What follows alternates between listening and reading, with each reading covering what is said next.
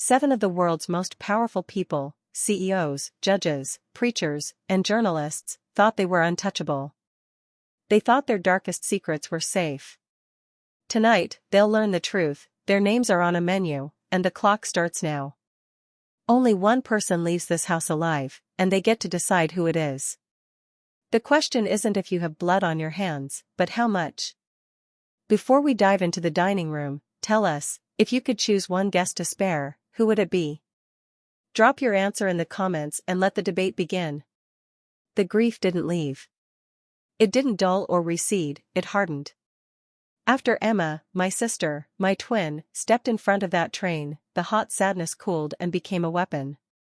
I watched Judge Harold Finch walk free, absolved of the $50,000 bribe he took to release a convicted violent offender who then reoffended and led to the tragic death of Lily Park.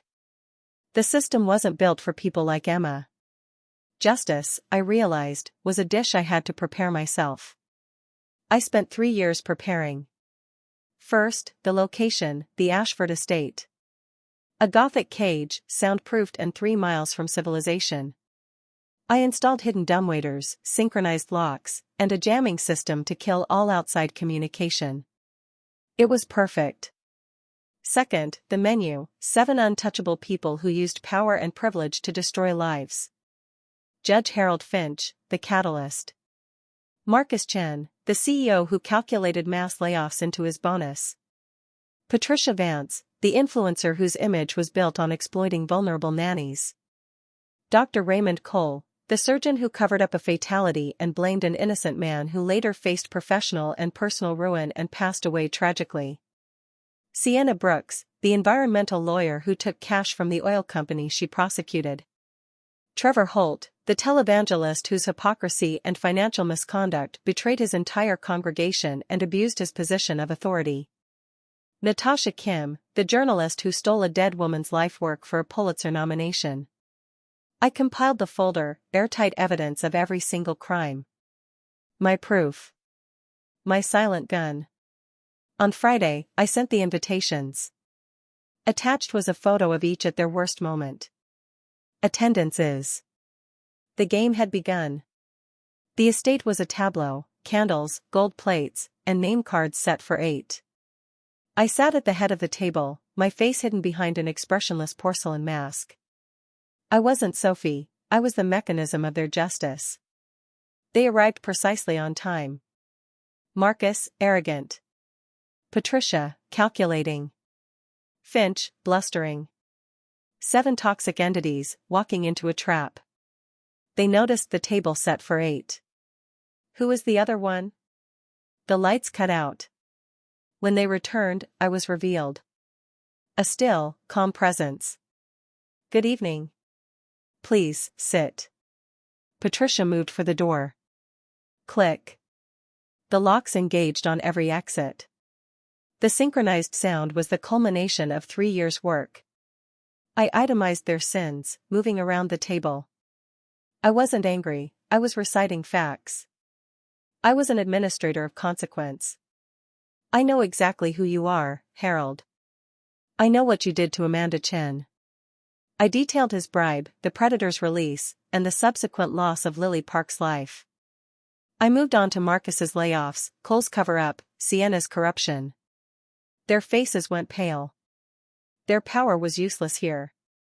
This is justice, I corrected them. Now. Sit. They sat. Every one of them. The first course arrived, oysters and champagne. Eat, I commanded. If you don't eat, you don't hear the story. If you don't hear the story, you can't decide their fate. The word fate introduced the engine of their torment. Marcus broke first, needing to exert control. I removed the mask. My name is Sophie Ashford. Emma was my sister. The shouting was brief and impotent. I owned the cage. I began my presentation. I recounted Miguel Rodriguez, the loyal employee who passed away after Marcus Chen's layoff resulted in his wife's death. Marcus sputtered, "That's business." "No," I countered. "You just made it cheaper to die." I moved through the courses and the casualties: Rosa Delgado, ruined by Patricia's verbal abuse; Keisha Matthews, paralyzed by Dr. Cole's ego, and the anesthesiologist who passed away tragically; the 4,000 residents poisoned by Sienna Brooks's deal with Kessler Oil. By the time the lamb was cleared, they were a collective sin, bound by my voice. I wanted you to understand that you're not special, I concluded. You're just 7 people who thought you were too powerful to face consequences. Then, the choice. I placed the leather-bound folder, the evidence, on the table. At midnight, the doors unlock. If you leave, this folder goes public. I opened the folder. Inside, the heavy, dark revolver. One of you doesn't leave. You vote. Majority rules. Whoever gets the most votes, stays. The panic was delicious. Trevor, screaming, tried to run. Crack. It was a pre-timed charge I'd set outside. I pulled the curtain. Floodlights illuminated 7 freshly dug graves, each with a name carved on a cheap headstone. I'm not bluffing. I set out the papers and pens. 45 minutes. The argument began. Marcus rationalized the selection, campaigning against Finch. Patricia targeted the most destructive.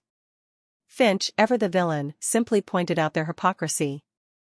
You, young lady, are about to become what you hate most. A killer, Finch told me. I've already made peace with that, I replied. The timer zeroed out. I collected the papers. This was the moment they signed their own contracts of condemnation. I read them. 5 votes for Judge Harold Finch. Finch laughed, a resigned, bitter sound. He stood, walked to the gun, and picked it up. He gave me his final curse: I hope you remember this moment. Every single day. For the rest of your life. He put the gun to his temple. Wait. I took the gun, opened the chamber, and removed all 6 blanks. I tossed them onto the table. They spun and clattered, shiny objects of fear. There were never any actual rounds in that weapon, Harold. Just like there was never any justice for my sister. The silence was total. My victory was complete. I had forced them to choose murder, only to reveal their moral failure was my true sentence for them. You're all free to go, I said, looking at the devastation in their eyes. At midnight, the locks disengage. And in the morning, every piece of evidence in that folder goes public. Your careers are over. Your reputations are destroyed. I didn't need to kill you. I just needed you to know what it feels like to be powerless. The clock struck midnight. The locks clicked open. They left, broken. Natasha, the last to leave, paused. I voted for myself, she whispered, her shame intact. I was alone. I poured wine, opened my laptop, and pulled up Phase 2. 23 new names. Bankers, politicians, CEOs. All with invitations already sent. Dinner party number 2 is in 3 months, I whispered. I've got a bigger table this time. I sat in a cafe, watching the news.